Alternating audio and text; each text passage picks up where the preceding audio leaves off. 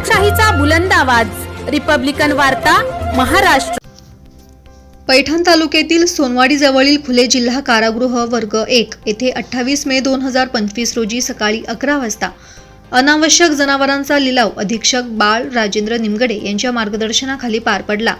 या लिलावातून शासनाला एकूण 3,81,600 इतका महसूल प्राप्त झाला। सदर लिलाव ओपन बोली पद्धतीने कारागृह आवारातच आयोजित करण्यात आला होता। लिलावात सहभागी होणाऱ्या शेतकऱ्यांकडून 500 अनामत रक्कम घेण्यात आली होती। त्यांच्याकडून 7/12 उतारा, आधार कार्ड आणि जनावरे केवळ शेती आणि दुग्ध व्यवसायासाठीच खरेदी करण्यात येत असल्याची हमीपत्र घेण्यात आले। या लिलावात गाय 6, म्हशी 4, रेडे 2 आणि बैल तसेच गोरे 14 अशा एकूण 26 जनावरांचा समावेश होता। हा उपक्रम केवळ महसूल निर्मितीसाठीच नव्हे तर कारागृहातील व्यवस्थापन सुलभ करण्यासाठी राबवण्यात आला होता। रिपब्लिकन वार्तासाठी पैठण प्रतिनिधी राहुल गिरे, Chhatrapati Sambhajinagar. Subscribe now and press the bell icon.